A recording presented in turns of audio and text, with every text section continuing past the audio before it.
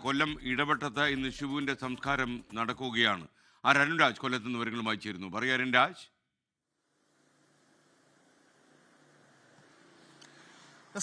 കേരളത്തിന് തന്നെ വലിയ മാതൃക, ലോകത്തിന് വലിയ പുതിയ മാതൃകയാണ് ഷിബു സമ്മാനിക്കുന്നത്. കാരണം ഷിബുവിനെ സംബന്ധിച്ച് വലിയ ഒരു സാധാരണ കുടുംബമാണ്.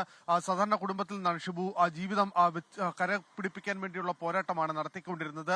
ഈ കഴക്കൂട്ടത്തെ ഒരു ഹോട്ടൽ ജീവനക്കാരായിരുന്നു ഷിബു.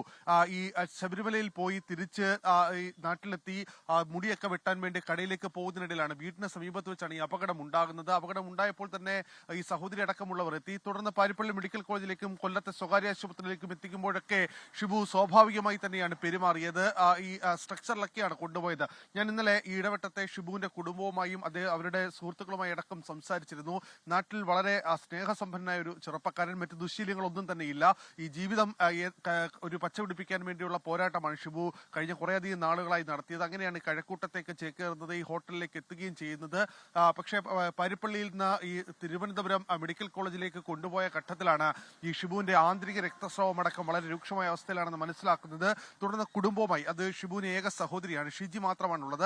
അമ്മയും ഷിജിയും മാത്രമാണ് ഇനി ബാക്കിയുള്ളത്. അതുകൊണ്ട് ഈ ഷിജിയുടെ ഇക്കാര്യങ്ങൾ സംസാരിച്ചു. അമ്മയുടെ ഘട്ടത്തിൽ സംസാരിക്കാൻ പറ്റുന്ന സാഹചര്യമായിരുന്നില്ല. ഡോക്ടർമാർ സംസാരിച്ച ഘട്ടത്തിൽ തന്നെ ഈ കുടുംബം ഇതുമായി ബന്ധപ്പെട്ട അവയവദാനത്തിന് തയ്യാറാണ് എന്ന് അറിയിക്കുകയാണ് ചെയ്തത്. കാരണം അവരെ സംബന്ധിച്ച് അവരുടെ മകൻ അല്ലെങ്കിൽ അവരുടെ സഹോദരന്റെ ജീവൻ മറ്റൊരാളിൽ ഉണ്ടാകുക എന്നുള്ളത് അവർക്ക് ഏറ്റവും പ്രധാനപ്പെട്ടതായിരുന്നു എന്നുള്ളതാണ് അവർ പറയുന്നത്.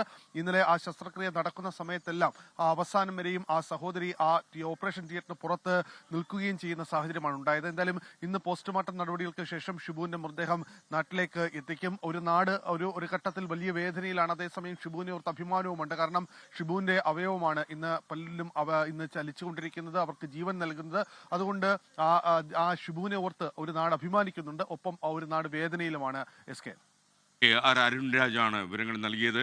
എന്തായാലും നേപ്പാൾ സ്വദേശിനിയായ ദുർഗയ്ക്ക് ഹൃദയം സമ്മാനിച്ചത് കൊല്ലം ഇടവട്ടത്തെ ഷിബുവിൻ്റെ ഹൃദയമാണ്. അദ്ദേഹത്തിൻ്റെ ഭൗതിക ശരീരം ഇന്ന് സംസ്കരിക്കും. ലോകത്തെവിടെയായാലും ഏത് സമയത്തും 24 വാർത്തകളും ഓഗ്മെന്റഡ് റിയാലിറ്റി പാക്കേജുകളും എക്സ്പ്ലെയിനറുകളും വിശദമായി കാണാൻ ഞങ്ങളുടെ യൂട്യൂബ് ചാനൽ നിങ്ങൾക്ക് സബ്സ്ക്രൈബ് ചെയ്യാം.